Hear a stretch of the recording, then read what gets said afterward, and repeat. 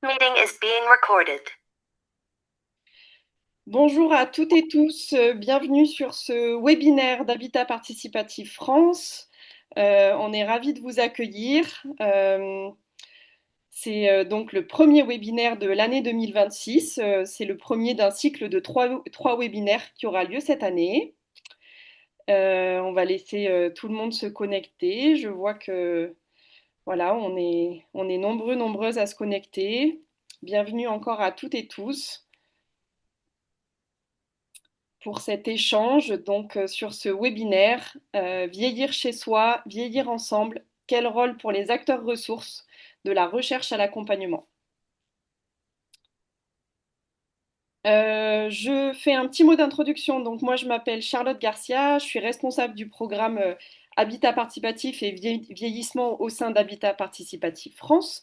Pour celles et ceux qui ne nous connaissent pas, en deux mots, Habitat Participatif France, donc on est une association tête de réseau qui travaille sur le sujet de l'habitat participatif au niveau national. On a un ensemble d'actions à la fois de Mhm. sensibilisation, de soutien à l'émergence de projets et puis aussi de, voilà, de sensibilisation à ce sujet à travers notamment des webinaires comme aujourd'hui. Je rappelle que ce programme a lieu pour la troisième année consécutive. C'est un programme qui nous permet de vraiment se saisir de ces sujets d'habiter et de vieillir. C'est un programme qui est financé par Malakoff Humanis et AG2R La Mondiale cette année, qu'on remercie chaleureusement.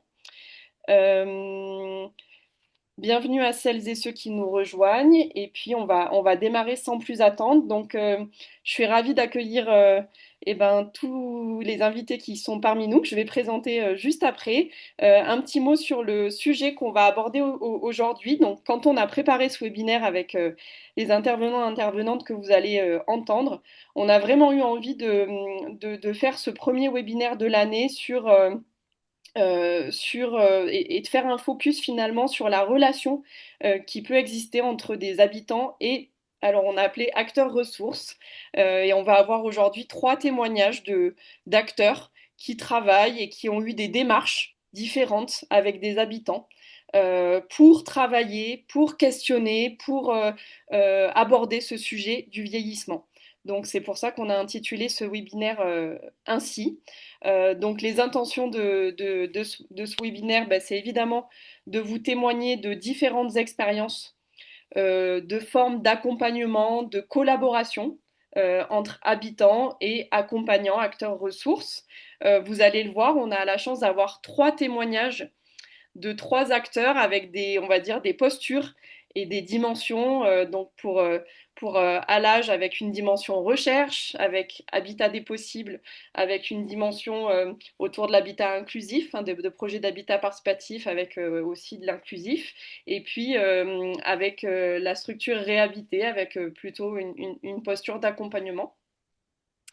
Euh, et ben j'en profite pour vous remercier toutes et tous de votre présence aujourd'hui. Je vais vous présenter très rapidement, mais vous allez le faire après plus finement quand je vous donnerai la parole. Mais j'ai le plaisir d'accueillir donc Pascal Bourgezeau et Annie Leroux, qui sont toutes les deux coprésidentes de l'association À l'âge. Florence Delisle-Erard, directrice de la structure Habitat des possibles, qui va témoigner aujourd'hui avec Guillemette de Monteil, qui est accompagnatrice, et donc ta structure Guillemette, qui est à collectif. Euh, André, pardon, André Terrien, qui est habitante de l'Équipage, qui est un projet sur Nantes, et donc tu es voilà habitante, et puis tu as travaillé donc avec Annie et Pascal, et tu pourras nous témoigner aussi de ton expérience. Et enfin, Emmanuel Marx et Marilyn Allard. Donc Emmanuel, tu es directeur de la structure Réhabité à Strasbourg, et Marilyn, tu es habitante de l'habitat des potagers à Strasbourg. Merci à vous toutes et tous. Un dernier petit mot avant de vous laisser la parole. On est ensemble donc sur ce webinaire jusqu'à 19h30. On va avoir les témoignages de nos invités à peu près jusqu'à 19h, 19h05, donc pendant voilà, une petite heure. Et puis on tient toujours sur ces webinaires à garder évidemment un espace pour des questions-réponses que vous allez évidemment avoir. Et donc, je suis accompagnée aujourd'hui de Aurélie Olivier, qui est ma collègue, une de mes collègues à Habitat Participatif France et qui va me soutenir pour ce webinaire et qui sera donc à l'écoute de vos questions. Donc, petit point technique, si vous avez des questions à poser, il y a donc en bas le... Alors normalement c'est un espace qui s'appelle Q&R, questions-réponses, mais là je le vois pas, donc en fait c'est peut-être dans le chat tout simplement. Il est dans le plus, normalement, il Ah, est dans le plus, il y a questions et réponses et il commence déjà à y avoir des gens qui envoient des petits messages, donc ils ont trouvé tout seuls apparemment. ok, donc voilà. Sinon, merci Aurélie. Voilà, normalement dans l'onglet plus en bas, vous avez voilà Q&R qui doit apparaître et c'est dans cet espace que vous allez pouvoir partager vos questions. Donc n'hésitez pas au fil de l'eau à poser vos questions. Aurélie va les recenser et puis on gardera un temps à la fin pour vous répondre. Euh, et je crois que je n'ai rien oublié sur les aspects techniques. Euh, voilà, et donc c'est parti. Bah, vous êtes 115 participants, on est ravis de vous voir aussi nombreuses. Et eh bien, je vous propose qu'on démarre. Je vais donc me tourner vers Alage, qui va être la première euh, structure à témoigner avec André Terrien aussi, donc habitante de l'équipage. Et je me tourne vers toi, Pascal, peut-être pour que tu nous dises en quelques mots Alage. Voilà, qu'est-ce que c'est cette structure? Comment vous travaillez? Qu'est-ce que vous faites? Merci Charlotte et bonsoir à toutes et à tous. Eh bien, l'association Alage, nous avons été créés en 2014 et à l'origine, il y avait trois fondateurs et fondatrices. Alors lui, il était militant de l'habitat participatif et là je parle de Pierre-Yves Jean. Je pense que dans le public, il y a de nombreuses personnes qui l'ont connu. Il y avait Annie qui est présente ici avec nous et qui était militante de la cause des femmes et Anne Labie, une chercheuse universitaire qui travaillait dans les champs de l'habiter et du vieillir. Alors vous voyez là, d'emblée, il y avait tous les ingrédients d'Alage, c'est-à-dire le croisement des savoirs universitaires et puis des savoirs de l'expérience. En fait, c'était ça notre envie, c'était de tisser des choses de cet ordre-là. Alors, quelles sont nos activités? Donc, effectivement, on est ce qu'on appelle un acteur ressource. Nous ne sommes pas stricto sensu un accompagnateur de l'habitat participatif. Nous proposons des espaces de rencontre et de réflexion aux habitants et aux habitantes, ainsi qu'aux partenaires institutionnels également. Et ceci nous permet de collecter la parole des personnes concernées afin de construire un savoir commun qu'on essaye de partager ensuite avec le plus grand nombre. On organise aussi des voyages d'études grâce aux liens que nous avons tissés avec d'autres réseaux européens. Et en 2020, ça a été un moment très important pour nous. Nous avons démarré ce qu'on appelle une recherche-action participative qu'on a appelée Rhapsodia et qui nous a permis bien de faire converger nos intérêts pour la participation citoyenne d'une part et la recherche d'autre part. Alors on a embarqué avec nous 6 habitats ou projets d'habitat participatif constitués de groupes intergénérationnels ou intragénérationnels. Intragénérationnels, on veut dire là des groupes de seniors, hein. Et depuis 2024, date de la fin de cette recherche, nous valorisons les résultats de Rhapsodia au travers de publications, d'articles, on fait des interventions, etc. Et d'un autre côté, des collectifs nous sollicitent aussi pour initier une réflexion sur la prise en compte du vieillissement au sein de leur habitat. Voilà une façon de vous dire très rapidement à l'âge, sa vie, son œuvre jusqu'à aujourd'hui. Super, merci beaucoup Pascal. Je vais donner la parole à André. André, est-ce que tu peux nous partager un petit peu l'histoire du projet dans lequel tu es investi et puis aussi nous parler de ce sujet de l'avancée dans l'âge, du vieillissement, comment il y a eu un travail qui a été fait, peut-être nous décrire aussi ce que tu as vécu en tant qu'habitante avec le travail qui a été fait avec l'âge.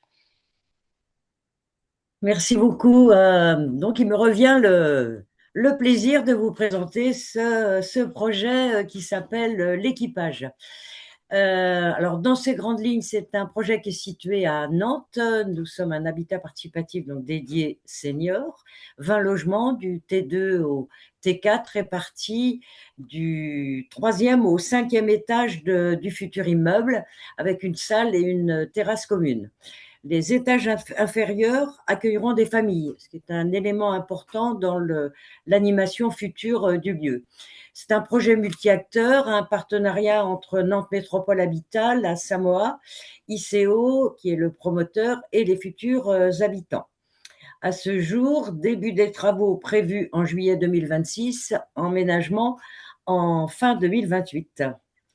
Donc, je vais vous dresser vraiment à très grands traits la longue, très longue, peut-être trop longue histoire de ce projet l'équipage, hein, puisqu'il a démarré en 2019. En 2019, l'emplacement actuel est proposé aux futurs habitants. Et puis après, on a eu 2020, 2021, les joies du Covid. Avant et pendant, le groupe est accompagné par une structure échafaudée qu'un certain nombre d'entre vous doivent connaître. Un accompagnement qui a vraiment été précieux pour commencer à faire groupe et commencer à travailler le vivre ensemble. Arrive 2024-2025, que je crois pouvoir qualifier de période plus difficile, puisqu'on pensait le problème du Covid derrière nous, et en fait, ces conséquences vont s'enchaîner. Chacune met du temps à se résoudre, voire en entraîne une nouvelle. Le groupe est à géométrie variable, avec des départs et malheureusement 2 décès qui ont constitué une véritable épreuve pour le groupe. Le projet, donc, doit toujours démarrer, mais ne démarre pas. Les ennuis s'accumulent, les délais s'allongent et nous, on vieillit. La bonne nouvelle arrive en mars 2026. Ça y est, la situation est débloquée. Les travaux de préparation des sols devraient débuter en juillet. La première pierre pourrait être posée en octobre et on pourrait emménager fin 2028. Mais je dois dire que l'ambiance reste morose, même si depuis 2021, les rencontres régulières, chaque 20 du mois, ont maintenu la cordialité, la bonne entente dans le groupe. Mais c'est quand même presque la moitié du groupe qui a changé. Nous vivons une perte de motivation, une baisse sensible de notre dynamisme, parce que quand on s'investit dans le projet à 65 ou 67 ans, l'idée du vieillir ensemble se rêve davantage autour d'activités communes. Et avec le vieillissement, les questions de solidarité s'imposent davantage en lien avec les problématiques de santé, et le vieillir ensemble prend alors une couleur un peu différente. Et surtout, l'étalement dans le temps a modifié de manière substantielle la typologie du groupe. Certains d'entre nous auront 80 ans, voire plus, au moment de l'entrée dans l'immeuble. Il devient donc à nouveau important, voire vraiment de notre point de vue indispensable, de nous faire accompagner. Alage nous a indiqué du reste un appel à projet qui pourrait correspondre à notre besoin. Et au cours de ces dernières années, il est vrai que la relation avec Alage va être un véritable soutien. On s'est croisés au départ à la maison de l'habitat à Nantes. Alage y tient régulièrement une permanence. Puis il y a eu le colloque qu'on a eu la chance d'avoir à Nantes. Ça a été un moment important, l'occasion de découvrir la richesse et la diversité des projets de France et au-delà de la France. Alage va ensuite nous proposer des rencontres, des ateliers pour débattre de thèmes afférents au vieillir ensemble. Et ça a été pour nous l'opportunité de rencontrer d'autres habitants de d'autres projets nantais, élément extrêmement important. Les groupes vont être animés à partir du savoir de chacun, par différence à un savoir d'expert.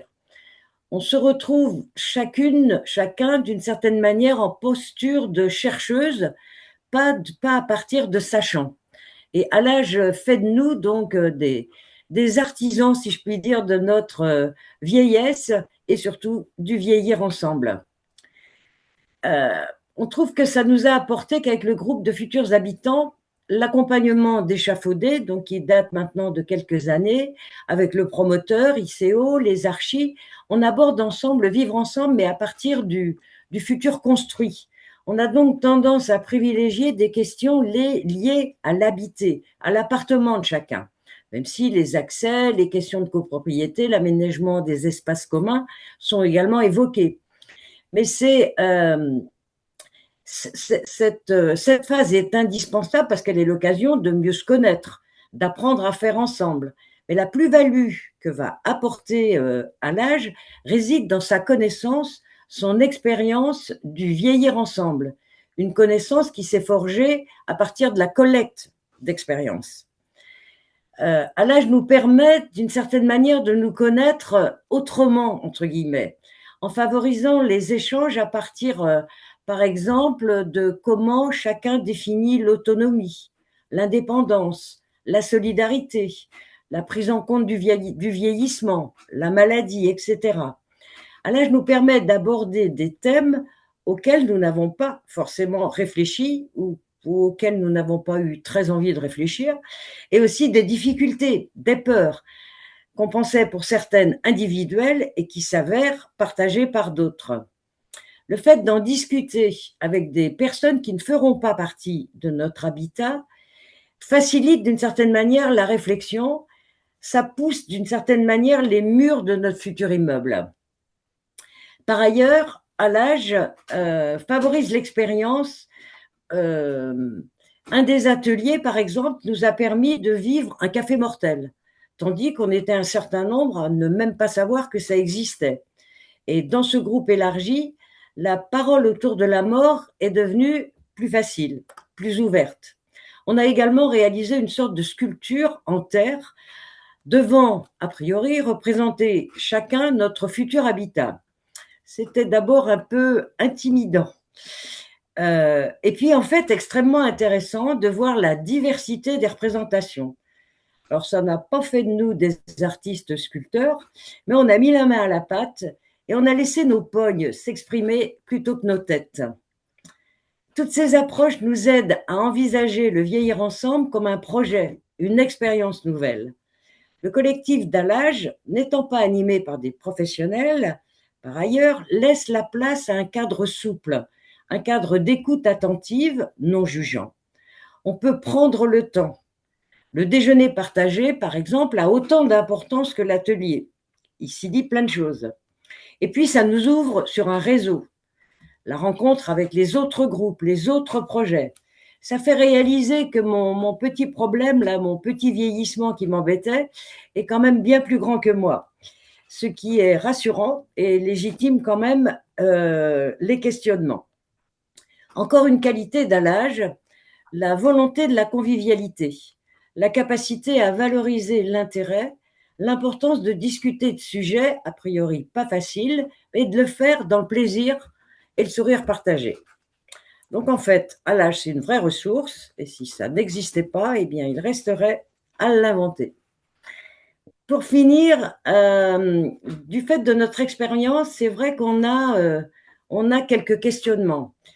Après les nombreux retards pris par notre projet, de notre point de vue, se pose la question de comment prendre en compte les délais à rallonge qu'on sait ne pas être spécifiques à l'équipage.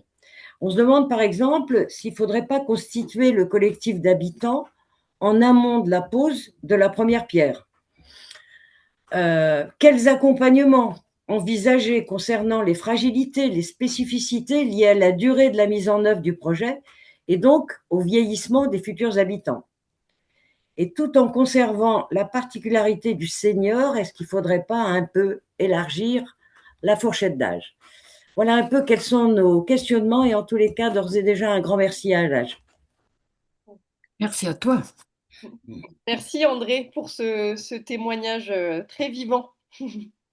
Je me tourne vers toi, Annie, pour Oui, finir de boucler la boucle et de t'inviter à nous partager depuis ta place et ta posture, toi, dans Allage, comment tu as vécu et puis comment vous lancez ces démarches avec des groupes sur ce sujet du vieillissement. d'accord. Bon, ben, merci André hein, pour cette présentation de Halage qui met en image l'essence même de notre démarche. Et quand je dis notre, j'associe bien sûr les groupes, les personnes rencontrées avec lesquelles nous collaborons. Tu dis, si Halage n'existait pas, il faudrait l'inventer. Et je te réponds avec Pascal, si vous n'existiez pas, nous n'existerions pas non plus. Sous-entendu, il faudrait vous inventer. Alors disons, nous inventons ensemble d'autres façons d'habiter dans les vieillesses et par là même d'autres façons de vieillir.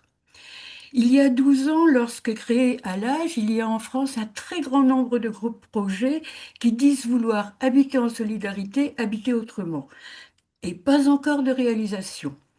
D'emblée, nous avons cherché à comprendre ce que cachait l'intention ainsi exprimée. Nous nous sommes demandé quelle représentation, quelle pratique recouvre ces déclarations. Et sommes allés à la rencontre des groupes de personnes concernées en France, mais comme le disait Pascal, aussi en Allemagne et en Belgique, parce qu'à l'époque, c'est dans ces pays que nous pouvions trouver des exemples, avoir des retours d'expérience, de pratiques d'entraide dans la vieillesse. Connaître les personnes concernées, écouter ce qu'elles et ils pensent, ce qu'elles et ils vivent, savoir ce qu'elles et ils ont à dire et leur proposer des espaces de rencontre, de débat, d'échange d'expériences, fut alors notre démarche.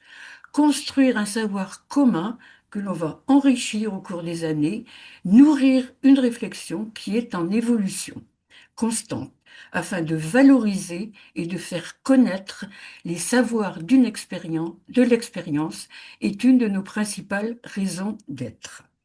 Ces premières années, lorsque nous nous posons la question de notre place auprès des groupes et des personnes que nous rencontrons, nous travaillons l'idée du compagnonnage. Effectivement, nous, les membres de l'association, nous sommes concernés par les sujets que nous traitons, nous sommes dans une démarche commune avec les personnes que nous rencontrons. Nous agissons ensemble pour que la vieillesse ne soit considérée ni comme une marchandise, ni comme une maladie, comme le disait si bien Thérèse Claire. Puis, en 2019, nous décidons d'entamer une recherche-action participative qui explorera de 2020 à 2023 la problématique penser l'autonomie par l'entraide avec qui, comment, jusqu'où. Nous débutons en 2020, 6 ans après la création de LH, des groupes sont installés dans leur habitat. Il s'agit toujours pour nous de documenter, de débattre, de continuer, de nourrir la réflexion à partir de questions. Comment vit-on dans ces habitats? Qui est qui? Quelles situations en lien avec l'avancée en âge se présentent au groupe? Comment sont-elles abordées? L'arabe sera un moment fort de notre histoire. Nous ne sommes plus dans une position de compagnonnage, nous sommes passés à une réelle collaboration. Ensemble, nous avons avancé, acquis de nouveaux savoirs. Nous avons réuni plusieurs groupes dans une démarche commune, tout en préservant la particularité de chacun. Une expérience collective où chacun, chacune a pu palper son pouvoir d'agir et contribuer à mettre en avant les savoirs de l'expérience. Aujourd'hui, nous continuons notre collaboration avec les groupes. Si les ateliers que nous menons s'appuient sur les résultats de la recherche, résultats que nous mettons en débat, à l'épreuve des pratiques, des embûches auxquelles font face les groupes d'habitants et d'habitantes, ils s'appuient également sur les apports des expériences des groupes que nous rencontrons régulièrement.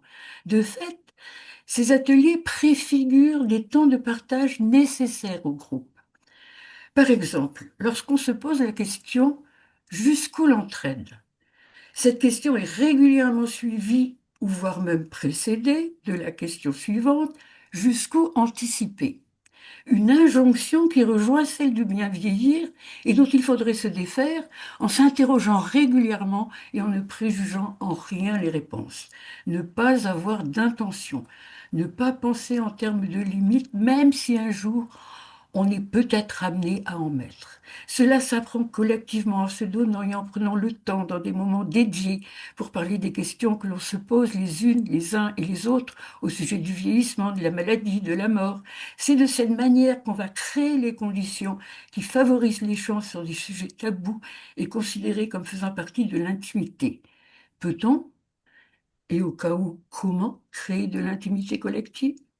Mettre des mots sur nos peurs, nous poser les questions qui vont nous permettre de les dépasser et d'agir collectivement à partir de nos désirs et se donner ainsi les moyens de faire, sont déterminés à l'avance comment on va faire. C'est de ça qu'il s'agit. C'est ce qui n'empêche pas de s'appuyer sur des constats issus de l'expérience les unes et des autres, comme par exemple la nécessité de penser la place des familles et des professionnels de l'aide et du soin. Voilà, pour nos ateliers. À l'issue de chaque atelier, chaque personne reçoit un compte-rendu exhaustif qui constitue un outil pour continuer le travail au sein des habitats. Ce que nous a fait comprendre la RAP, c'est que pour nous, il ne s'agit pas de monter en généralité, mais de grandir en horizontalité, pour paraphraser le sociologue Pierre-Nicolas Lestrade. Le travail des 2 dernières années a ouvert de nouveaux questionnements. Comment élargir le propos au quartier? En quoi ces expériences peuvent-elles être utiles aux établissements plus institutionnels? Que peut-on apprendre des expériences de l'habitat inclusif? Quelle forme d'habitat inclusif pourrait à un moment donné être des alternatives aux habitants et aux habitants des habitats participatifs, à l'exemple des colocations Alzheimer? Voilà. Aujourd'hui, comment définir notre place auprès des groupes? C'est la question que ce webinaire nous oblige à nous poser, et pour le moment, nous n'avons pas de réponse. Merci. Merci beaucoup Annie et merci à toutes les trois, Pascal, Annie et André, pour ce premier témoignage de l'expérience menée, de la démarche menée entre Alage et puis là, ton témoignage André. Avant de passer la parole à Florence et Guillemette pour un deuxième témoignage, j'ai pris quelques notes pendant vos prises de parole et j'ai juste envie de vous citer quelques, je sais pas, deux, trois éléments que je retiens qui m'ont marqué, qui m'ont touché. Euh, Tu parles beaucoup, Annie, de cette relation entre vous et les groupes, en tout cas d'habitants. Et j'aime beaucoup parce que tu parles, alors au début, quand vous avez lancé Rhapsodia, de compagnonnage. Et puis j'aime bien cette idée que tu amènes à la fin de collaboration pour vraiment insister sur le fait que c'est une relation oui, de coopération presque, de C'est collaboration ça, entre ouais. le groupe et vous. Ça, c'est la première chose que je retiens, finalement, voilà, cette teneur dans la relation qui est très particulière, qui part d'une forme d'horizontalité, comme tu le disais. Le deuxième élément que tu as cité, André, et que je retiens aussi, c'est comment, sur ce sujet du vieillissement qui n'est pas facile à aborder, tu l'as dit à un moment donné, le fait de pouvoir en parler collectivement avec d'autres personnes, y compris qui ne sont pas dans notre projet, etc. Le fait d'en parler collectivement, c'est soutenant. Donc ça, c'est aussi une chose que je retiens dans ton témoignage. Et la dernière chose, enfin, il y aurait plein de choses à dire, mais on prendra un temps à la fin du webinaire. Mais la dernière chose que j'ai tirée de vos témoignages, c'est cette question de la souplesse du cadre. Je crois que c'est toi, André, qui parlait de ça aussi. Et comment, en fait, laisser, et tu le disais aussi, Annie, comment laisser de l'ouverture, comment ne pas être dans de la prévention, dans des injonctions, mais vraiment plutôt susciter de la réflexion sur ces sujets-là. Voilà, merci beaucoup pour ce premier témoignage. Et puis, ben, on va tout de suite poursuivre avec Florence et Guillemette. Je vais me tourner vers toi d'abord, Florence, pour t'inviter à nous dire un mot aussi d'Habitat des possibles sur la structure de laquelle tu es directrice, et puis nous parler un peu aussi de votre démarche et aussi de votre manière de voir, voilà, c'est quoi pour vous aussi vieillir, le vieillissement. Et puis après, je donnerai la parole à Guillemette. Merci. Merci Charlotte, merci aux trois qui nous ont précédés, c'est passionnant. Alors moi je représente effectivement deux structures, une asso et une coopérative, toutes fondées par des citoyens en Gironde et Lot-et-Garonne, donc on intervient exclusivement en ruralité sur ces territoires-là. On travaille sur des projets entre retraités, on a l'habitude de dire qu'ils sont intergénérationnels parce que ça va de 62 à 87 ans, donc il y en a qui rappellent souvent à certaines qu'elles pourraient être leurs filles et sur lesquels il y a entre 8 et 9 locataires sur chacun de ces projets. On travaille sur uniquement la réhabilitation de maisons anciennes. On a une maison qui est ouverte depuis bientôt 4 ans et 3 qui ouvrent cette année avec des groupes qui sont très impatients parce qu'effectivement, comme André le disait, Il y a eu beaucoup d'aléas et beaucoup de temps à attendre, alors que le temps continue à passer, l'avancée de l'âge aussi. Et tous sont en logement abordable, voire très abordable, puisque on a beaucoup de personnes qui sont avec des toutes petites retraites et qui pour autant aspirent à ce type de mode de vie. Voilà un peu pour la présentation un peu générale. Est-ce que je te passe la parole, Guillemette? Oui, si tu veux. Bah écoute, moi c'est bonjour à tous, tous et toutes. Guillemette de Monteil, moi je suis accompagnatrice de projets d'habitat participatif, de démarches participatives urbaines avec ma structure A Collectif en groupement avec Acatrio. Et donc je travaille avec Habitat des possibles sur ces projets d'habitat pour retraités en zone rurale. Et donc, on voulait vous parler un petit peu de ces projets, c'est bien intéressant. Je te laisse répondre sur la question du, euh, du vieillir. Qu'est-ce que représente pour vous, pour Habitat des possibles, cette question-là? La première chose peut-être, c'est qu'effectivement, quand on écoute les retraités des groupes et quand on les voit vieillir, on voit bien que c'est un terme qui, quelque part, ne veut pas dire grand-chose. On avance tous en âge. Après, derrière vieillir, par contre, on entend très souvent des peurs quand c'est questionné par les autres, avec une assimilation à la dépendance qui a évidemment pas tellement de sens, avec une assimilation de la dépendance enfin en tout cas un mélange dans la peur de la dépendance de choses qui sont très variées. En tous les cas, on est, comme l'a dit Annie juste avant, très en prudence et très en rejet même de la posture qui dit, voilà, en gros, vieillir, c'est perdre des capacités. C'est évidemment pas du tout que ça. Et en tout cas, oui, il y a la question des capacités qui peut être à questionner, mais il faut surtout pas mettre dans le même panier des difficultés purement fonctionnelles liées à la mobilité et puis des difficultés qui seraient à l'autre extrême, on va dire, des troubles cognitifs très avancés. Et même quand on dit fonctionnel, ça peut être conjoncturel. Si juste se faire opérer de la hanche, c'est arrivé à un de nos locataires, bah, il était content que la maison soit bien aménagée pour pouvoir revenir directement et pas attendre que ça se remette. Quand on parle de dépendance, même liée au cognitif, c'est pareil, il peut y avoir des choses qui sont conjoncturelles. En tout cas, ce qui est vraiment dominant dans les échanges qu'on peut avoir, c'est quelque chose qui a un peu été dit avant, c'est comment est-ce à quel moment on est dans l'entraide et à quel moment on passe dans les danses. Et l'autre chose qu'on a vraiment beaucoup travaillé et vu à l'œuvre, c'est vraiment, comme vous l'avez très bien dit aussi, cette grande question de à quel moment c'est tabou, à quel moment on en parle, dans quelles circonstances on en parle. Parfois, c'est plus facile d'en parler hors du groupe. Parfois, c'est bien d'en parler dans le groupe. Et parfois, c'est bien d'en parler à un accompagnant qui, en fait, connaît la dynamique de groupe et qui va reformuler, qui va écouter. Enfin, voilà, en tout cas, ce que vraiment tout ça nous a appris, c'est que tout ça est extrêmement individuel. Une de nos démarches au démarrage, parmi plein d'autres, on avait donc beaucoup écouté les retraités du territoire, mais on avait aussi été chercher des médecins pour se rassurer sur cette question-là. Qu'est-ce qui va se passer si, quelles limites pour vivre en habitat partagé pour des gens qui seraient très vieillissants ou très dépendants? Et on avait interpellé trois très chouettes médecins du secteur, un qui est coordo d'EHPAD, un qui est master éthique, je sais plus quoi, de Bordeaux, et un qui était aide à domicile. Et en gros, ce qu'ils nous avaient dit, c'est ne vous prenez pas la tête sur la théorie. Vous ferez forcément au cas par cas. Il n'y a aucune règle. Et effectivement, après 4 ans d'accompagnement de la première maison, dont un décès et dont une dépendance qui permettait pas de rester à la maison, dont plein d'autres trucs dont je ne vais pas donner tous les détails, après ce serait trop personnel.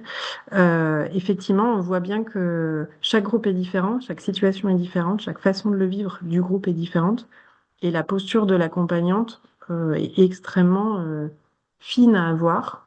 Et peut-être pour terminer, je ne voudrais pas ne pas saluer nos collègues d'Abbeyfield, je crois qu'ils sont présents, parce qu'ils constituent notre source d'inspiration de départ. Et en même temps, en les écoutant et en écoutant d'autres projets, on a entendu qu'il pouvait y avoir parfois un manque d'accompagnement et que ça pouvait être utile d'en avoir un. Et on voulait surtout pas basculer dans ce contre quoi on s'est un peu créé, qui est en gros des postures très médico-sociales avec des gentilles animatrices ou le terme consacré de l'habitat inclusif qu'on n'a pas choisi, qui est coordinateur de la vie sociale et partagée. C'est quand même extrêmement techno. Et au contraire, être plutôt sur des profils de facilitation. On dit souvent en interne la couture qui se voit pas. Et donc, il arrive même que les habitants témoignent et qu'ils oublient complètement de parler de l'accompagnement, et ça nous va bien. Et pourtant, pour suivre les facilitatrices qui interviennent dans les groupes, leur rôle est extrêmement précieux. D'abord parce qu'elles vont bah voilà, être là au moment où il y a des sujets où en vrai c'est compliqué à aborder, où on est bien content d'avoir un tiers, y compris donc cette question de l'avancée en âge sur lequel bah, faut en parler, mais il faut pas trop précipiter. C'est exactement ce que l'une de vous disait avant, c'est-à-dire parfois il faut amener le sujet parce qu'on a senti que ça avait été sous-entendu, mais il faut pas brusquer. Parfois il faut reformuler, mais avec des mots qui sont pas maladroits. Bon voilà, il y a plein de manières et il y aurait mis l'exemple. Et donc il y a vraiment ce jeu d'équilibre qui est très important. Et après il y a une dimension qui est individuelle, qui est en fait vraiment que parfois il y a des situations qui nécessitent la mise en relation avec les ressources du territoire, que parfois c'est les enfants qui sont en panique, parfois c'est les enfants qui doivent accompagner tel ou tel cas. Donc je pense à la dame qui est décédée préalablement, elle était tombée. C'est le moment où il a fallu déclencher des aides. Ça a affolé le groupe que les aides auxquelles la personne avait droit mettent un mois à se mettre en place. Alors que oui, il y avait besoin. Et là, on est vraiment sur un rôle un peu où on facilite les choses d'un point de vue technique pour les enfants, pour la personne qui regarde pas forcément le groupe, et en même temps de rassurer le groupe qui a plein de trucs à dire parce qu'il s'inquiète, qu'il se demande quelle va être sa place, etc., etc. Donc il y a un peu ce double volet individuel, collectif, et il y a vraiment une question de posture qui doit être d'une délicatesse infinie pour que les gens restent maîtres à bord et en même temps qu'ils se mettent pas tous en difficulté par excès de bonne volonté. On a eu les deux cas en fait. On a eu l'excès de bonne volonté où on était en train d'avoir des gens qui commencent à se prendre la tête et qui rentraient dans les danses. Et on a eu des postures un peu raides. Voilà, avec des gens qui avaient tendance à dire il faudrait qu'ils partent. Il faudrait qu'ils partent tout de suite. Voilà. Et entre les deux, voilà, c'est parce que chacun y joue bah, son rapport à l'avancée en âge, au vieillissement, à la mort, et tout ça est hyper sensible quand même. Voilà, je m'arrête là, sinon je suppose que je vais être trop longue, j'arrête. Merci beaucoup, Florence. Merci beaucoup. Guillemette, je te laisse prendre la suite, peut-être pour que tu nous partages un peu, bah, avec ta posture aussi, toi, d'accompagnatrice de projet d'habitat participatif, et puis dans l'expérience que tu as sur les différents groupes avec Habitat des possibles, peut-être de nous parler de la démarche. Je crois que vous avez mené des ateliers, voilà, peut-être que tu nous fasses un retour là-dessus. Oui. Du coup, en fait, pour resituer un petit peu les projets, en fait, les projets d'habitat des possibles, c'est donc des réhabilitations en centre-village ruraux, qui sont des projets d'environ 8 à 10 logements privatifs, qui sont ou des studios ou des T2. Mais vraiment, on parle vraiment de petits logements et avec beaucoup d'espaces partagés. Donc, en fait, dans les premiers ateliers en fait, qu'on va mener avec des, des futurs usagers, mais peut-être aussi juste en fait des retraités qui s'intéressent à la démarche en fait au début en fait de la démarche participative, il y a une ouverture en fait totale qui est donnée en fait à ceux qui pourraient être intéressés par cette démarche d'habitat partagé pour retraités et pour pouvoir un petit peu donner son avis et son expertise d'usage. Donc on commence avec des ateliers en fait où on va aborder un petit peu ce qui les intéresse dans ces habitats partagés, les valeurs qu'ils veulent partager et la programmation. On parle beaucoup des différents usages qu'ils veulent faire dans l'habitat, que ce soit dans leur logement, mais aussi dans les espaces partagés. Et donc, on se rend compte qu'il n'y a pas un projet qui ressemble à un autre. En fait, les espaces partagés vont être assez différents, en fait, suivant, en fait, et c'est ça qui est intéressant, suivant vraiment la localisation, l'état d'esprit, un petit peu mais même de la commune, des usagers. Donc ça, c'est déjà une première chose intéressante. Cette coprogrammation, elle est ensuite, cette programmation donne lieu à un cahier des charges qui est transmis à l'architecte qui va faire son projet en fonction d'eux. Donc là, c'est important déjà qu'il y ait cette attention qui soit donnée à cette parole de futurs usagers. Et ensuite, on a donc des ateliers de co-conception où on continue donc à bonifier le projet avec l'expertise d'usage et qui apporte en général beaucoup hein, au projet architectural en fait sur autant des détails que des grands accès, comme de placer la salle commune à un certain endroit par rapport à un autre, et qui vont être complètement différents selon les groupes. Certains voudront être placés sur la rue pour voir passer le monde, etc. D'autres, au contraire, vouloir être sur jardin pour être un petit peu plus tranquille. Donc ça dépend complètement des groupes, et c'est ça qui est super intéressant, c'est d'écouter ce qu'a à dire le groupe, de se mettre vraiment dans cette position d'écoute pour euh, avoir toute la richesse et pour que l'habitat soit le plus adapté possible en fait au groupe qui va habiter ce lieu. Et ensuite, en fait, il y a des ateliers qui sont extrêmement importants, qui sont vraiment avant l'entrée dans la maison. Donc là, on est 1 mois, 2 mois, 3 mois avant l'entrée dans la maison, où on a ces ateliers un petit peu de vivre ensemble et de préparation à l'installation. Et grosso modo, là, on va travailler ce qu'on appelle un projet de maison avec Habitat des possibles, les territoires des possibles. Et c'est un peu ce qu'ils ont l'intention de vivre dans cet habitat partagé. Donc là, on est là, on est vraiment sur le futur, sur vraiment les personnes qui vont habiter, les personnes qui vont habiter le projet. Là, on est vraiment sur, chacun a choisi son logement, il y a des processus d'accueil et de cooptation, mais on est vraiment sur des personnes qui vont habiter le projet. Donc, on commence ces ateliers, on va avoir plusieurs choses ensemble. Ça va être autant tout ce qui est valeur, tout ce qui est valeur à partager. En fait, on va travailler un petit peu sur la charte des valeurs, sur un petit peu la qualité des relations de la communication et les valeurs. Il y en a qui vont être faciles à aborder, comme les valeurs de partage, etc., et d'entraide, mais selon les groupes, il peut y avoir des valeurs un peu plus compliquées, comme par exemple la tolérance. Comment est-ce que je la définis? Comment est-ce que je me définis par rapport à ça? Il y a une grande pudeur, en fait, de la part des retraités aussi à s'exprimer en groupe, et donc il y a cette écoute et cette délicatesse, comme disait Florence, en fait, à pouvoir faire exprimer les uns les autres, ceux qui ont plus de mal à s'exprimer, ceux qui, au contraire, s'expriment beaucoup, sinon trop. Donc voilà, de rétablir l'équilibre, en fait, pour que tout le monde puisse s'exprimer. Et finalement, on enlève beaucoup de barrières et ils s'enlèvent aussi des barrières eux-mêmes, en fait. C'est vraiment une coopération, en fait, qui s'effectue entre la facilitatrice et le groupe. Donc, il y a tout ce point en fait des valeurs à partager qui est super intéressant. On va aussi voir les liens avec l'extérieur, c'est-à-dire que certes c'est notre maison partagée, mais quels vont être nos liens avec l'extérieur? Autant de aller vers l'extérieur que de aussi accueillir l'extérieur dans la maison. Donc ça on va parler de ces détails-là. Comment est-ce qu'ils voient les choses? Est-ce que ça va être quelque chose d'assez accueillant? Mais attention, on a peur aussi d'être envahi. Enfin voilà, il y a plein de débats qui vont se mettre comme ça et donc c'est vraiment des choses qui vont ressortir selon les groupes et encore une fois, c'est différent et c'est très bien comme ça selon les groupes. Il y a d'autres choses qu'on va aborder dans ces ateliers de projets de maison. C'est tout ce qui est un petit peu tous les engagements pratico-pratiques en fait.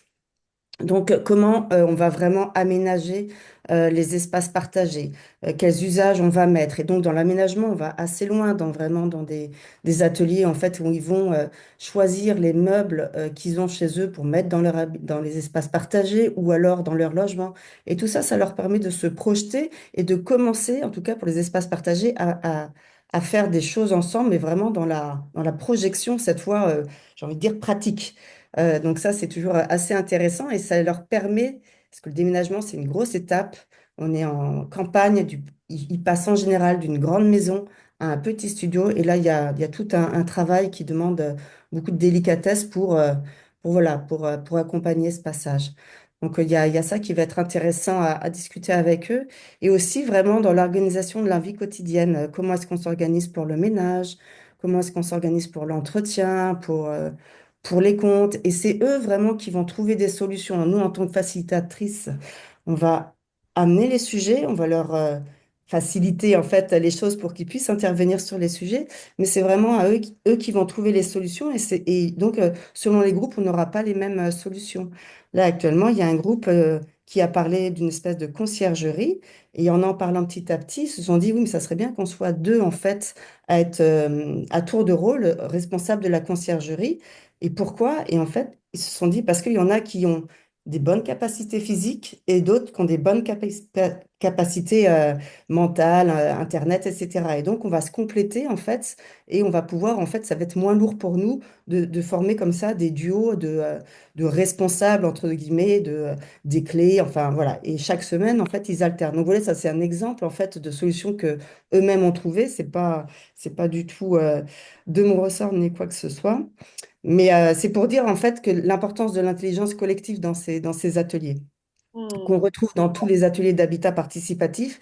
Mais voilà, ça fonctionne vachement bien aussi avec les retraités voilà, de petit à petit trouver des solutions et l'un apporte un élément, l'autre apporte une crainte qui bonifie, etc., etc. Donc ça, c'est super intéressant.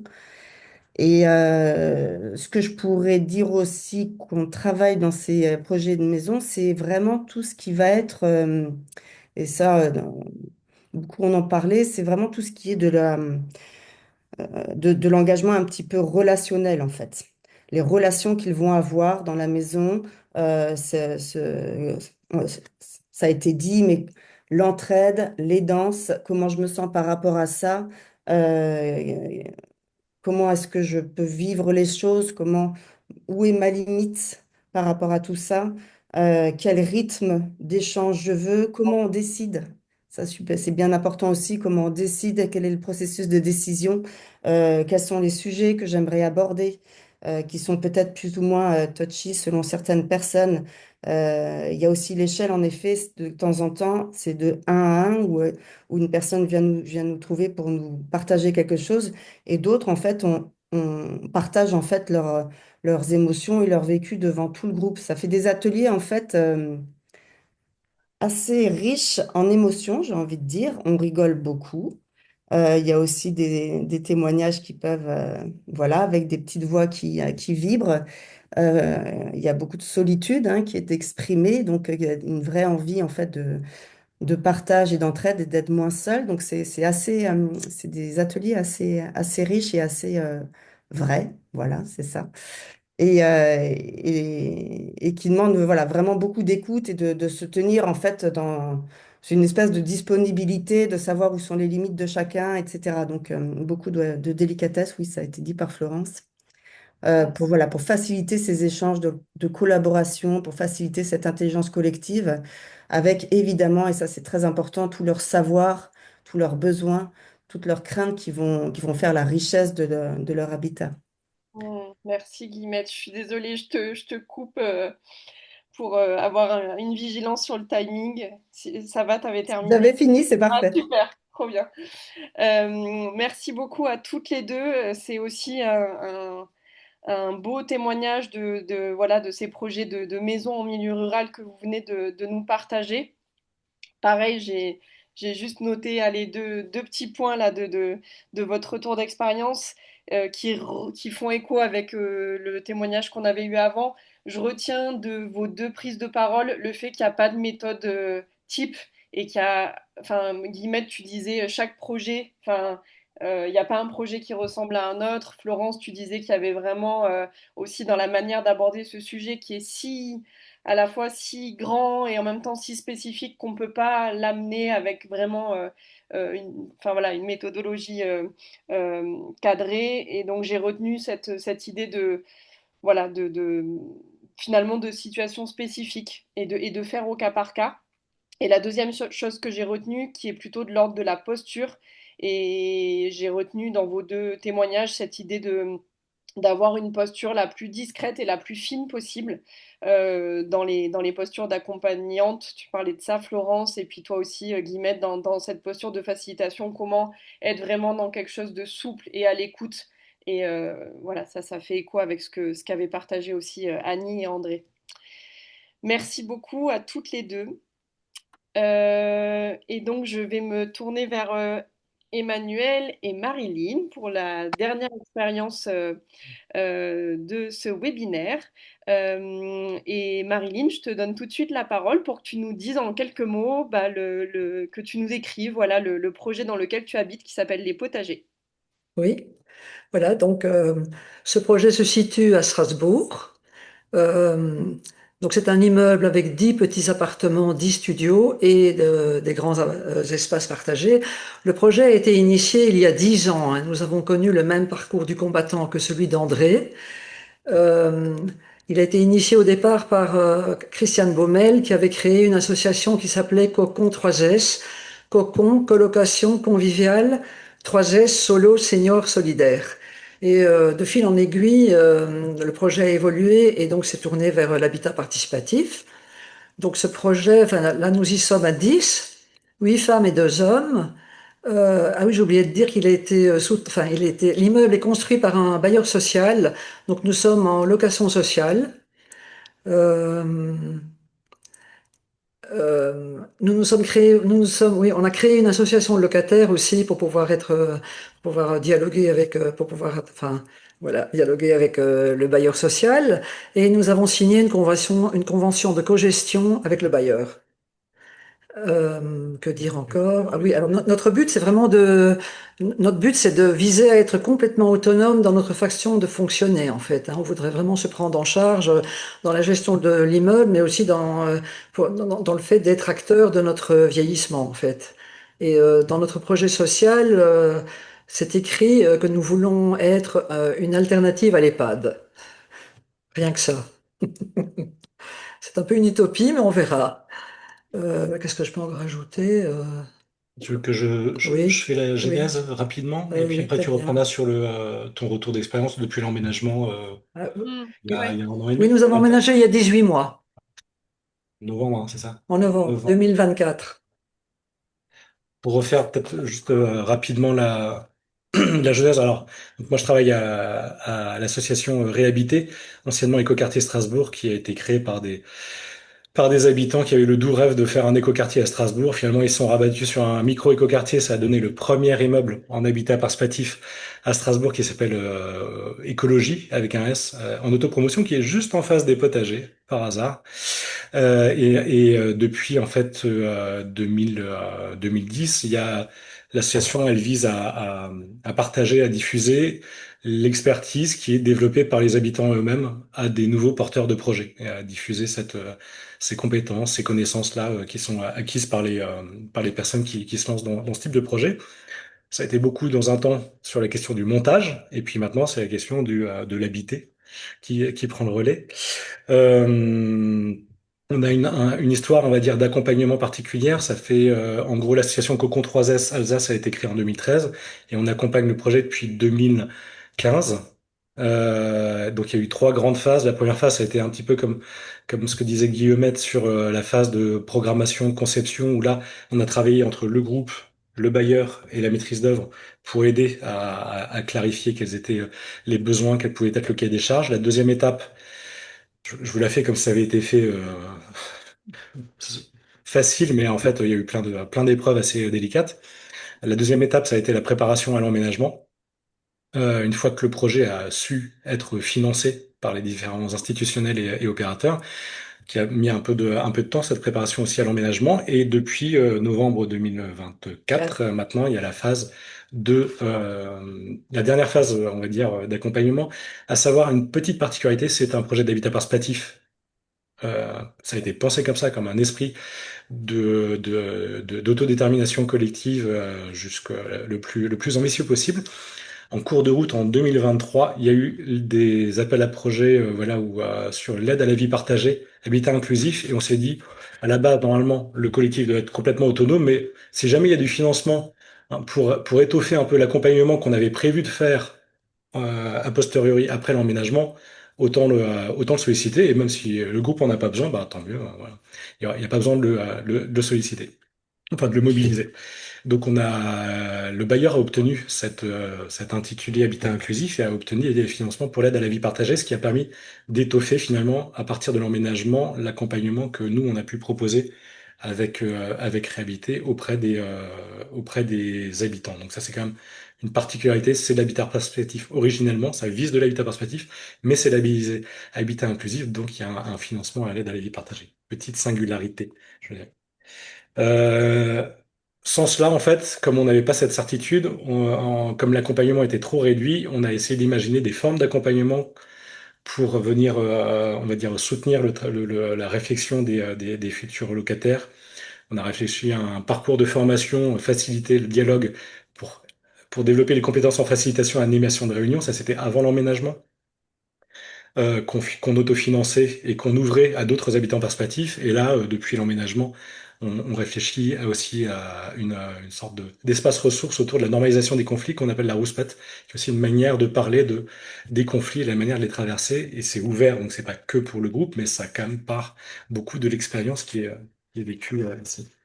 Je te redonne la parole sur le côté un peu retour d'expérience depuis Phase l'emménagement. Oui, alors voilà, donc la première année, oui, la première année a été quand même très difficile, il faut le dire, hein, parce on s'est tous lancés un peu de façon très naïve dans ce projet, et il faut dire aussi que on est tous venus de nos solitudes individuelles, et on s'est mis à fonctionner de façon solo au sein du groupe, et ça va pas. Donc on a mis plusieurs mois à comprendre ça, mais grâce à Emmanuel aussi, hein. Le groupe s'est renouvelé à 60%, 70% dans l'année avant Ah oui, l'emménagement, hein. oui, oui, c'est vrai On qu'il a faut le eu, dire que oui, oui, oui, comme chez André, beaucoup de personnes sont parties peu avant, enfin voilà, l'emménagement dans l'immeuble et on a dû trouver des personnes assez rapidement et donc ils n'avaient pas non plus la notion de la communication non violente, les outils de dialogue, etc. Donc voilà, on s'est beaucoup clashé quand même la première année, mais on peut dire quand même que maintenant on arrive à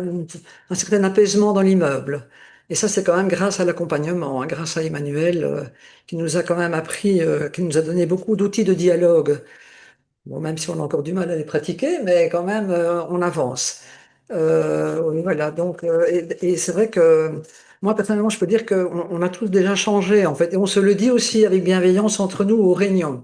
On arrive, alors par exemple, un détail très important, c'est qu'au début, on parlait tous en même temps aux réunions, et maintenant, on apprend à s'écouter, on se donne la parole, et chacun parle à sa façon, enfin, calmement et sans être interrompu par les autres. Ça, c'est un grand, grand exercice pour nous tous. Mm. Mais on y arrive et vraiment, c'est très apaisant en fait maintenant parce que plusieurs personnes ont pensé à partir d'ailleurs au début. Hein, elles se sont dit oh là là, mais moi qu'est-ce que je fais ici? J'ai jamais pensé que ce serait difficile, aussi difficile. Et là maintenant, on peut dire qu'on est arrivé à vraiment, enfin, c'est la paix dans l'immeuble, si je puis dire.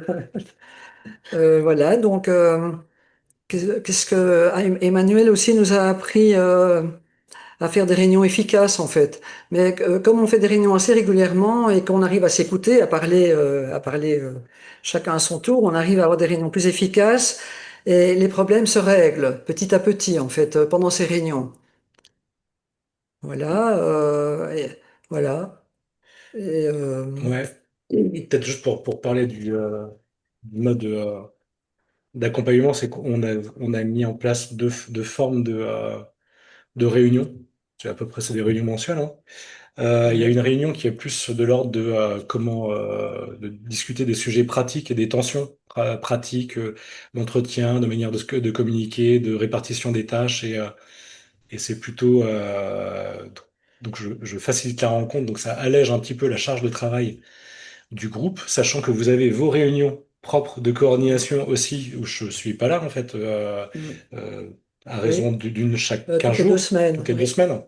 Donc il y a une réunion chaque 2 semaines entre eux. Moi, je sais une fois par mois, oui, alternativement, soit sur des sujets très pratiques, oui, soit sur plutôt des temps de dialogue pour déposer comment chacun se sent dans le projet, sans chercher à être dans l'échange et dans le ping-pong, mais juste pour pouvoir entendre comment chacun vit en fait l'expérience de ce type de projet. Et on alterne entre ces temps vraiment qui sont là uniquement pour se donner la possibilité de parler, de réfléchir à comment on se situe et à être entendu et être accueilli, et des temps plus sur des sujets, voilà, régulation de sujets plus pratiques. L'idée pour nous, c'est plus par une pratique où on allège le travail de facilitation du groupe, que progressivement il y ait des habitudes qui se prennent en fait, oui, et c'est que ça. comme vous animez aussi vous-même maintenant vos propres réunions depuis un certain temps, enfin même depuis Depuis le l'emménagement en début, fait, depuis le oui, début, il y a l'expérience de faire des expériences de réunion que vous animez vous-même et avec un tiers. Et il y a cette prise de conscience de ce sur quoi on peut s'améliorer, j'imagine, sur la question de l'écoute, sur la question de la manière d'animer la réunion. Ça crée, on va dire, l'existence d'un élément de référence, je pense, qui est utile. L'objectif, c'est que notre accompagnement régulier ne soit plus présent, mais par contre qu'on soit là à la demande quand il y a des situations où il y a une vraie utilité à avoir un tiers extérieur qui vient sur des situations plus tendues, plus conflictuelles, où c'est allégeant pour le groupe de pouvoir avoir un tiers qui organise la facilitation. C'est ça l'enjeu. Ouais. Et c'est vraiment une vraie aide, hein, pour nous, tout en sachant qu'un jour, Emmanuel ne sera plus là, hein. Voilà, enfin, le but, c'est de se défaire de cet accompagnement et de s'autogérer entièrement par nous-mêmes. Mm. En plus des entretiens collectifs, quand même, sincèrement, vu le renouvellement une bonne partie du groupe, la première année, et vu le niveau des tensions et à quel point chacun était bousculé finalement dans les représentations qu'il avait, dans les aspirations qu'il avait, j'ai proposé à qui voulait des entretiens individuels en fait pour pouvoir déposer et réfléchir ensemble dans une situation non collective pour savoir pour leur donner un miroir, un écho, une possibilité de réfléchir avec un tiers neutre qui n'a pas d'enjeu, on va dire, dans le fonctionnement de la résidence. Et moi, j'avoue que cet entretien individuel, ça m'a vraiment permis de comprendre tout ce qui se jouait potentiellement de manière différente selon les personnes, selon les autres, et de pouvoir ajuster aussi les propositions après lors des rencontres collectives. Il faut se dire que jusque-là aussi, on n'a pas du tout abordé la question du vieillissement, Mm. enfin de Fallait vous poser la l'anticipation du question. vieillissement. Mm. Ouais, t'allais Allez poser une vous question. poser la question en Oui. disant, est-ce que là, depuis que vous êtes dans les lieux, est-ce qu'il y a eu effectivement des espaces un peu spécifiques là-dessus? Alors non, pour le moment, non, pas du tout. C'était Euh, dans les statuts. Pardon? Vous Oui, oui, l'aviez oui. dit en C'est amont. ce que je voulais dire. En fait, notre association qui est collégiale, il y a notamment un collège préparation au grand vieillissement. Et donc ce collège, pour l'instant, il ne vit pas, quoi. Pour l'instant, on n'en a pas encore, voilà, on n'a pas fait de réunion à ce sujet parce qu'on s'est rendu compte que certaines personnes ne veulent pas encore en parler, en fait. Voilà, on s'est rendu compte que chacun avait une représentation différente de l'importance de ce sujet, en fait. Mm. Et donc, mais il y a quand même une demande, là, à notre dernière Assemblée générale, certains membres ont demandé qu'on puisse commencer à aborder ce sujet. Hmm. Mais alors, nous sommes tous en bonne santé pour le moment. Nous sommes entre 63 ans et 79 ans. Et pour l'instant, il n'y a aucune pathologie, aucun handicap, rien. Donc, c'est aussi un peu pour ça qu'on n'en parle pas. Mais il va falloir l'aborder, puisque c'est écrit dans nos statuts. Moi, pour les sujets, on va dire, en termes d'accompagnement, pour quelque part préparer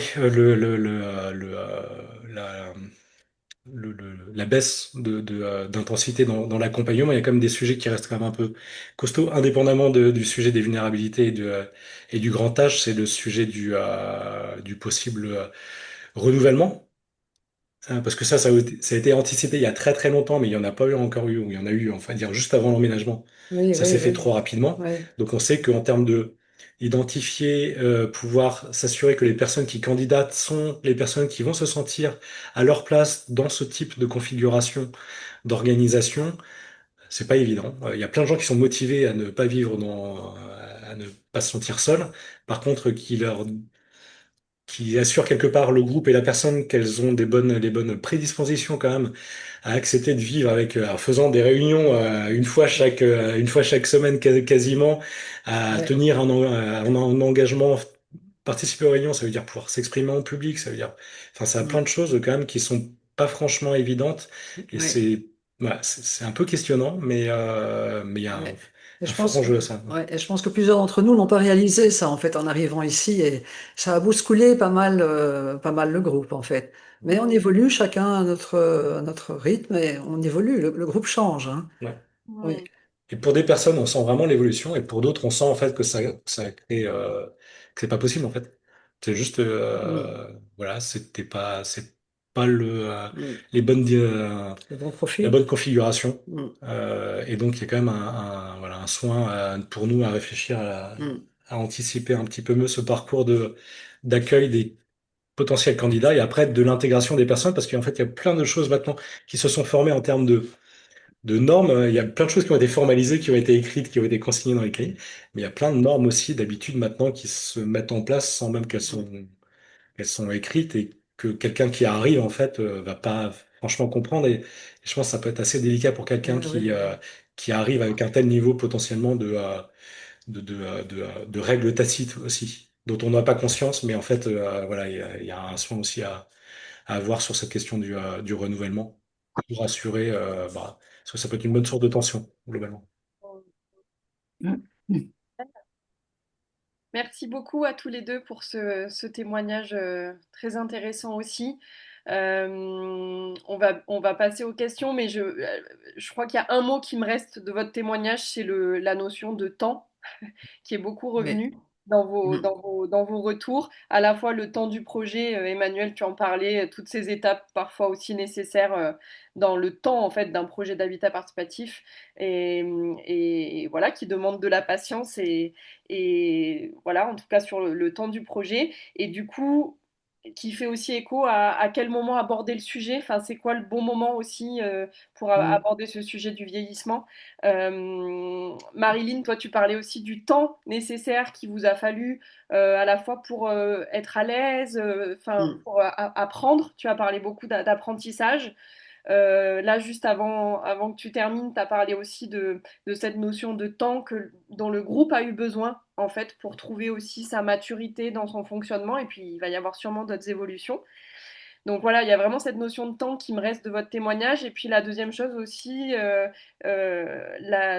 tu en parlais, Emmanuel, sur aussi comment trouver les bons espaces pour en parler. Et je trouvais ça intéressant que tu pointes aussi des espaces que tu as proposés en échange finalement individuel qui peut aussi permettre de déposer une parole à cet endroit-là. Voilà, donc j'étais avec ces notions de espace et temps. Mm. Je vous remercie vraiment chaleureusement pour vos retours d'expérience.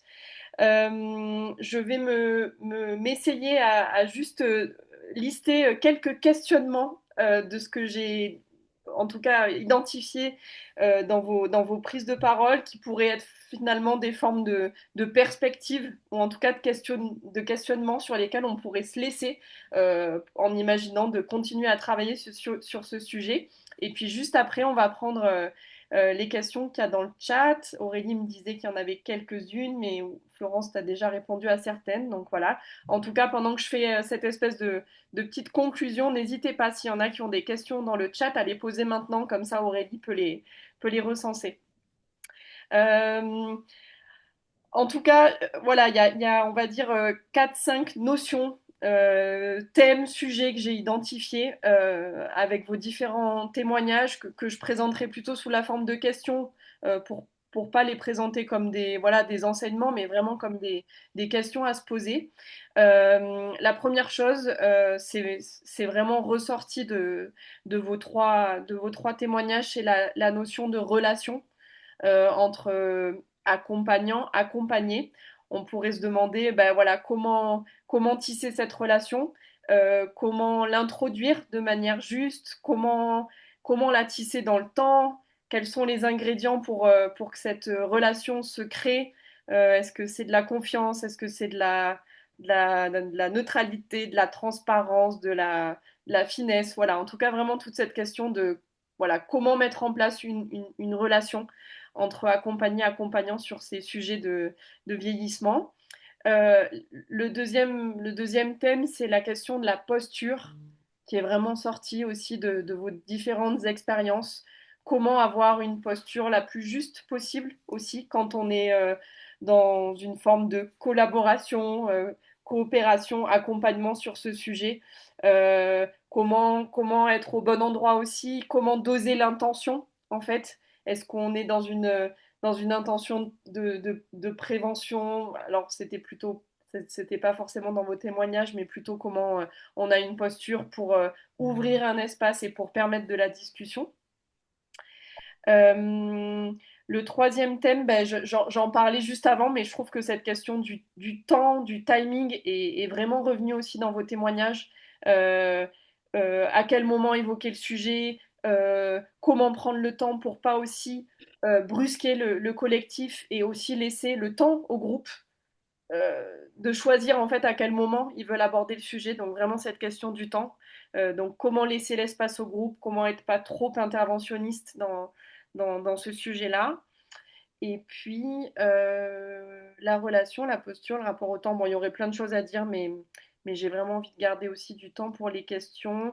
Et si peut-être une dernière chose, euh, voilà, comment favoriser.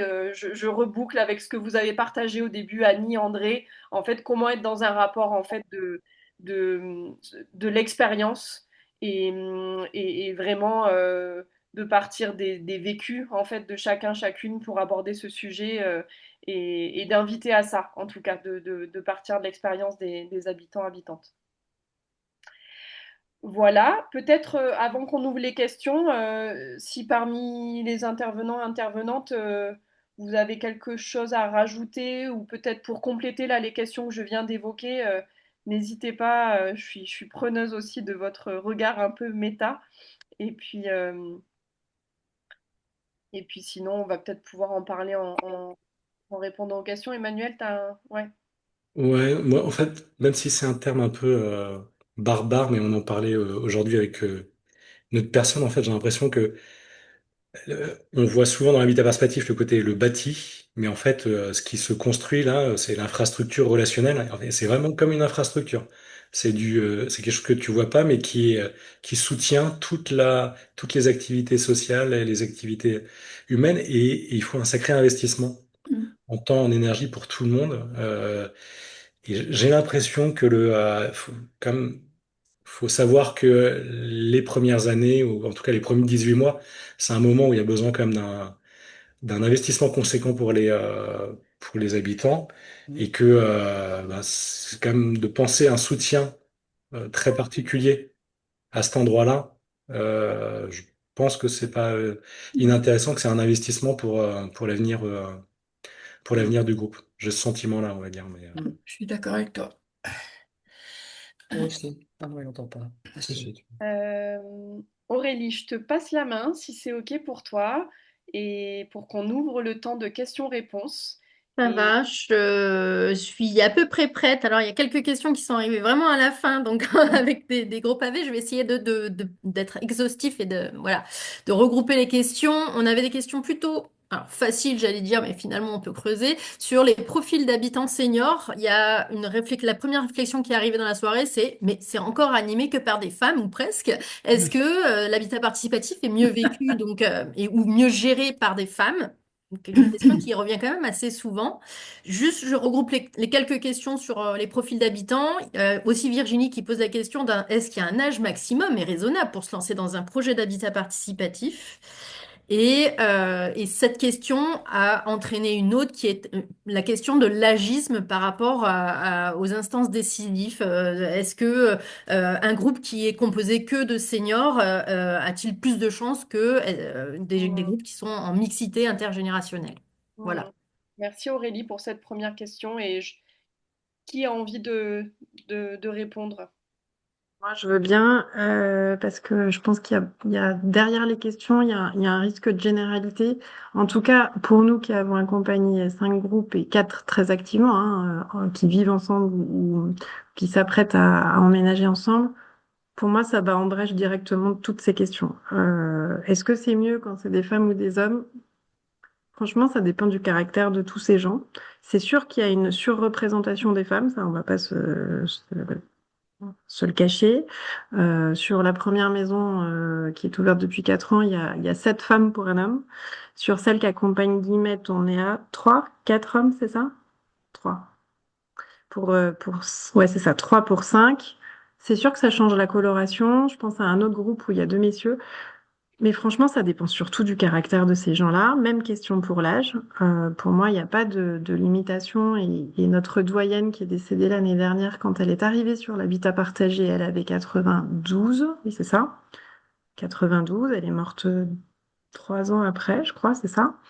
et elle avait toute sa tête. Et elle participait fonctionnellement moins, c'est sûr, parce qu'elle avait un déambulateur. Mais d'abord, il y a des gens de 93 ans sans déambulateur. Et il y en a qui sont beaucoup plus limités, plus jeunes. Donc, pour moi, c'est le vrai déterminant. C'est surtout l'envie de faire un effort dans la vie relationnelle. Et franchement, c'est même pas une histoire de profil. On a des profils qui ont une très longue vie associative derrière eux et qui arrivent plein de certitudes. Et c'est pas forcément ceux qui sont finalement les plus faciles à vivre et qui parfois s'en prennent plein les dents Ouais.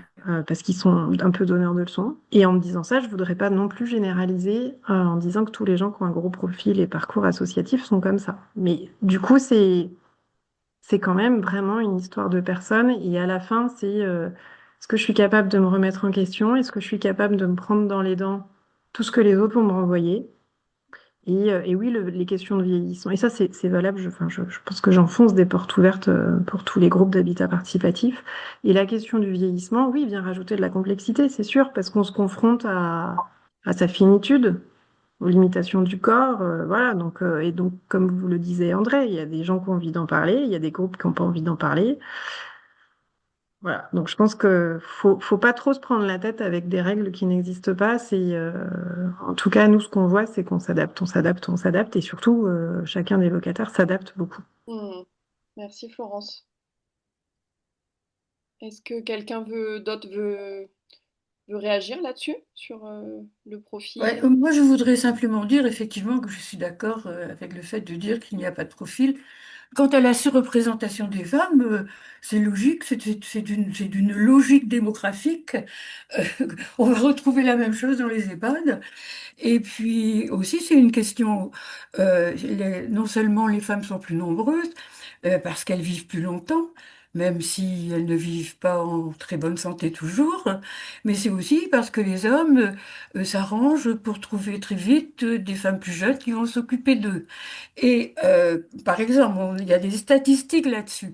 Et c'est aussi que les femmes ont appris toujours et encore dans leur éducation à prendre soin des autres et qu'elles sont aussi dans les familles pourvoyeuses de liens. C'est elles qui construisent les liens sociaux. Et ceci, expliquant cela, on arrive effectivement au pourquoi toutes ces femmes en fait, hein. Et voilà, autrement, pour les autres questions, je suis d'accord aussi, entre, comment on dit, intergénérationnel, ça c'est le choix des personnes, et puis ça, chaque configuration apporte ses propres questionnements, etc., etc. Non, mais c'est vrai il y a la question de l'investissement, plus ou moins selon les formes d'habitat participatif et d'habitat inclusif.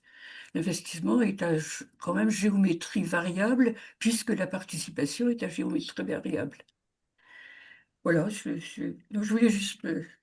Moi, je voudrais bien rajouter quelque chose quand même aussi, parce que Florence, tu l'as dit dans le chat, les élus sont pas toujours non plus très facilement ouverts à des demandes qui sont faites par des groupes de femmes seniors. Nous, on l'a Ah vu oui. à l'âge avec un groupe de femmes seniors qui sont allées d'échec en échec. Parce que et qui arrivait à développer en face d'elle un capital sympathie énorme, mais pour autant, dès qu'il fallait s'attacher à trouver des solutions pour leur projet, là, tout le monde s'égare dans la nature et voilà. Donc ça existe aussi quand même, le fait que des vieilles femmes aient du mal à concrétiser des projets. Merci Pascal. Aurélie, je te redonne la main peut-être pour une autre question. Oui, alors en plus, les questions affluent dans le question-réponse. J'ai un peu de mal à tout raccrocher. J'espère qu'il n'y aura pas de frustration parce qu'on n'aura peut-être pas le temps de tout répondre à tout, mais j'ai beaucoup de questions autour de l'accompagnement. Une question de Anne, qui finance les accompagnements avant et après le démarrage de l'habitat? Quel est le coût de l'accompagnement et est-ce que c'est facile de mobiliser alors les bailleurs sociaux? Je ne sais pas trop si on en a parlé ce soir, mais en tout cas, c'était un groupement de questions. Geneviève aimerait revenir sur les aides dont a parlé Emmanuel, donc les financements sollicités au titre de l'habitat inclusif, alors contre l'habitat partagé participatif. Et Tatiana, donc, qui se pose des questions aussi sur comment s'est fait l'adaptation de la place d'accompagnateur, donc de facilitateur pour les réunions de groupe, à accompagnateur plus personnalisé et individuel. Donc, est-ce que c'est sur proposition de l'accompagnateur ou autre chose? Voilà, j'espère avoir regroupé un petit peu les questions sur l'accompagnement. Merci Aurélie. Euh, Je sais pas. Ouais. je réponds sur la question du financement, c'est ça? Ouais, Alors sur la question du financement, sur les phases en amont, on était financé par le bailleur. Donc il y avait effectivement un bailleur qui en 2015 a pris l'opération, le projet à la demande de la ville.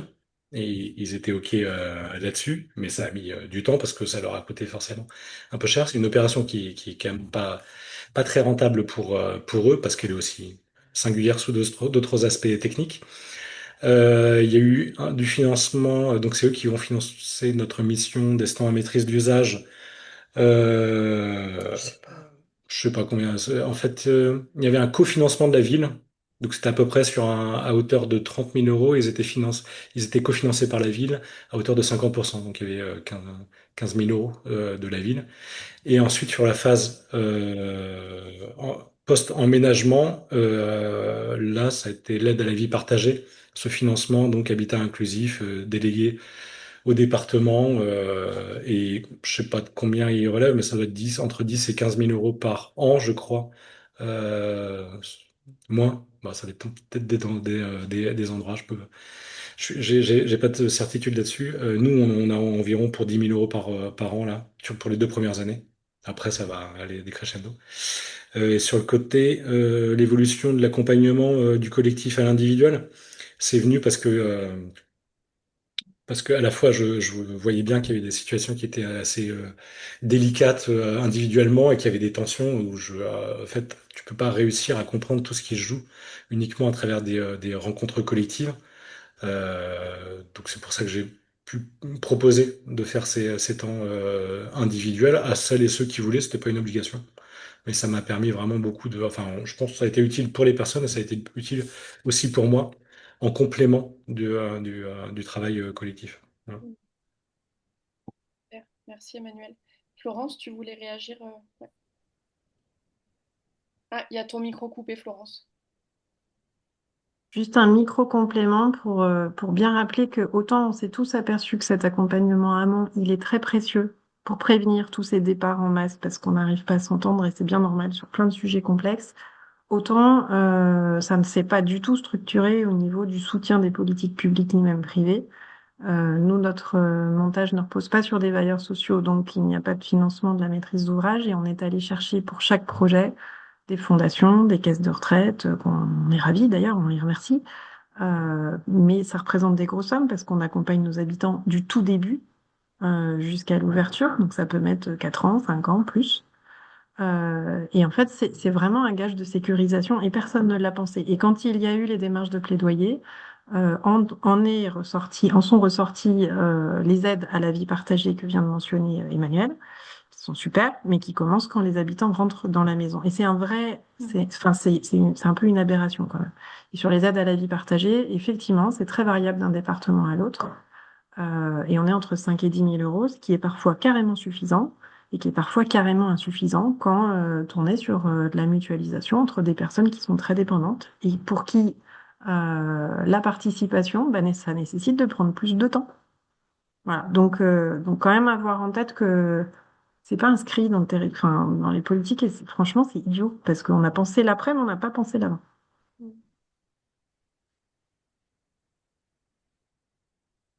Aurélie, tu... Alors, j'ai deux questions aussi qui sont sur l'inclusivité, donc un petit peu différentes. La première, c'est comment être accompagné quand le groupe est intergénérationnel et que la question du vieillissement donc, n'est pas une priorité pour tout le monde. Et la deuxième, c'est est-ce qu'on peut aborder aussi la question de la mixité autre qu'intergénérationnelle, c'est-à-dire par exemple avec des minorités telles LGBT qui en vieillissant n'ont pas envie de retourner au placard.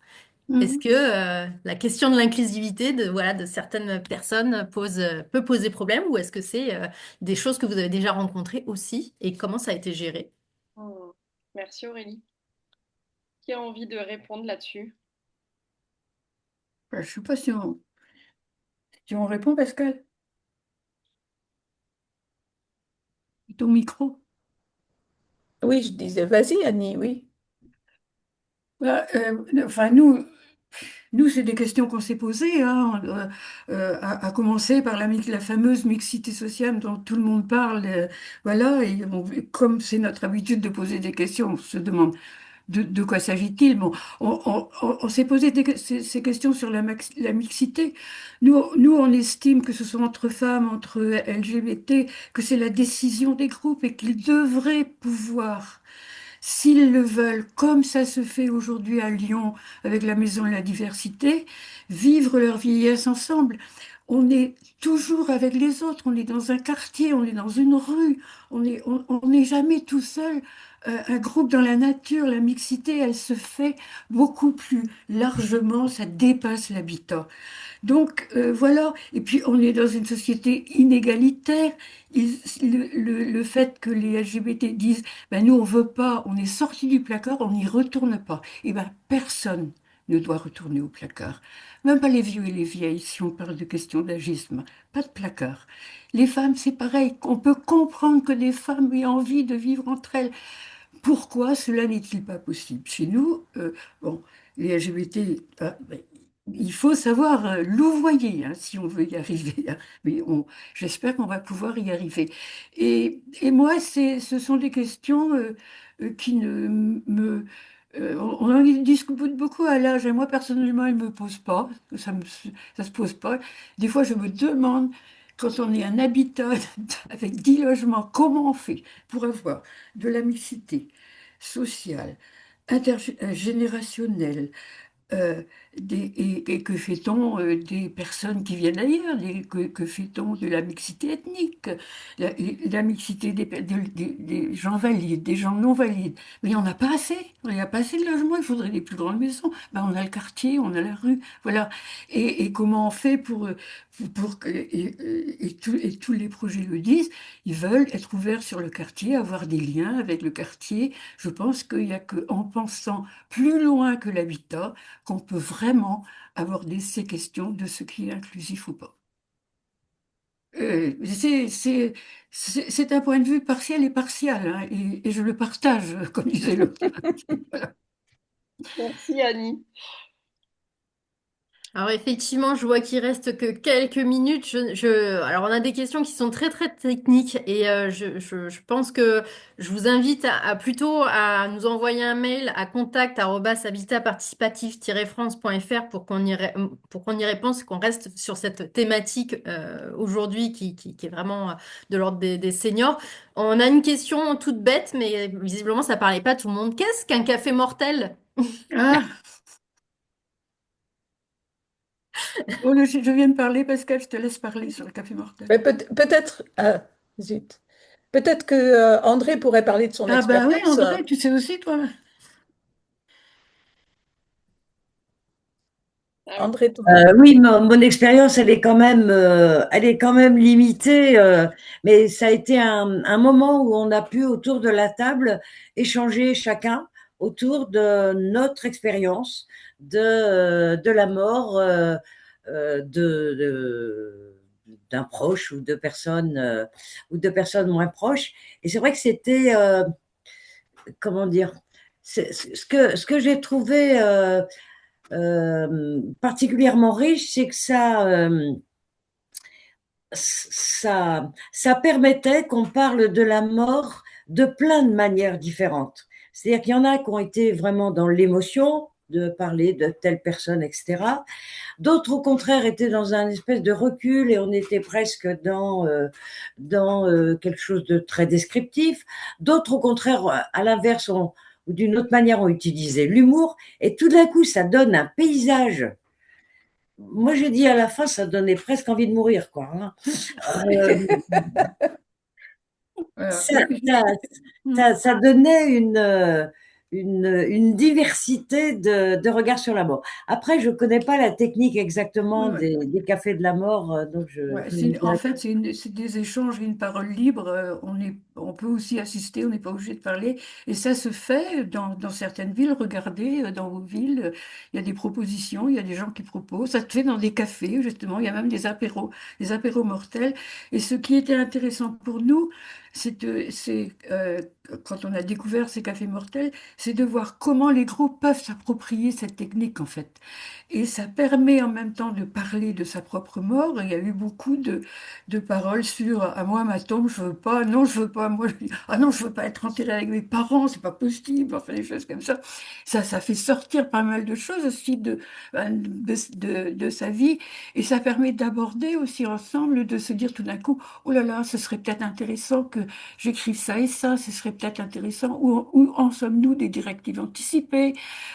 Et la place des familles là-dedans, parce que nous, on a eu à Nantes, je peux en parler, un petit épisode absolument auquel on ne s'attendait pas. Il y a une des vieilles de l'habitat dans lequel on était qui est décédée, qui a souhaité que ses cendres soient dispersées dans le jardin de l'habitat participatif, qui est un jardin international, intergénérationnel de, je sais pas, 25 habitations, 25 logements.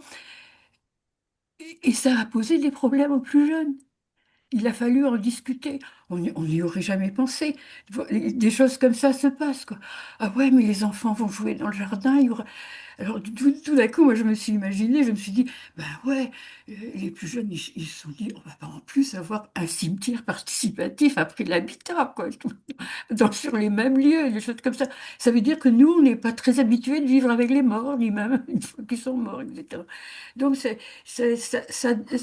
ça fait des échanges d'une qualité qu'on ne soupçonne pas, et ça arrive comme ça, et ça fait se rapprocher les gens. On arrive à mieux se comprendre par des chemins qu'on n'aurait pas imaginés. Ça, c'est toujours bien, je trouve. Enfin, voilà. Merci Annie. Ben, je trouve que c'est pas mal de se laisser sur cette intention des cafés mortels pour clôturer ce webinaire. Voilà, comme un espace possible de discussion. Il est 19h32. Je vous propose qu'on clôture ce séminaire. Dans le chat, je vous ai mis les contacts des trois structures qui ont témoigné, donc à l'âge réhabité et Habitat des possibles, le lien vers leur site internet si vous avez envie voilà, d'aller plus loin, de creuser ou de vous rapprocher d'eux. Et puis ben, peut-être pour se laisser, je vous remercie vraiment toutes et tous. Pour vos témoignages. Merci, grand merci aux intervenants pour la qualité de ces échanges. Et puis merci à vous pour être restés aussi nombreux jusqu'à la fin. On a été plus d'une centaine connectés ce soir. Donc merci beaucoup. Ça nous montre à quel point ces webinaires voilà, sont intéressants. Et puis bah, je vous propose, pour celles et ceux qui ont envie, on a l'habitude de terminer comme ça nos webinaires, de mettre un mot dans le chat pour peut-être partager avec quoi vous repartez de ce webinaire. Voilà, un mot qui vous vient sur comment ça va à l'issue de ce séminaire, de ce webinaire, pardon. Voilà.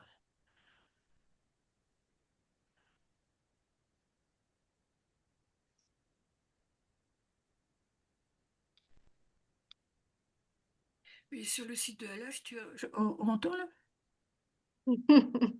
Sur le site de Halage, il y a le compte rendu de l'atelier avec le café mortel, avec des liens vers de la documentation sur les cafés mortels, sur leur histoire, sur comment ils sont, si ça intéresse. Super. Hop là. J'arrive pas à voir s'il y a des choses qui sont écrites, mais c'est pas très grave. Si, si, alors c'est surtout dans le questions et réponses, envie Voilà. de continuer, mortel, l'envie de foncer dans le projet, merci de cet échange, enrichissement, de belles expériences inspirantes, bravo, très intéressant, inspirant, riche expérience, beau partage, voilà, inspirant, humour à mort, innovation, voilà, voilà, des envies de créer des cafés mortels, visiblement c'était bien de continuer là-dessus. Continuons, prendre soin, parler joyeusement de la vieillesse, grand merci, curieuse, voilà, merci, bravo, positive, voilà. Parlons de la mort le plus tôt possible. Délicatesse, présence authentique, richesse. Voilà. Merci, Ah, bah, merci merci. pour ça. Merci, Merci. merci pour ces mots. Merci à toutes et tous. Bonne soirée et à Merci à bientôt. vous. À bientôt. Au Au revoir. revoir. Peut-être. Salut. Au revoir. Au revoir, bonne soirée.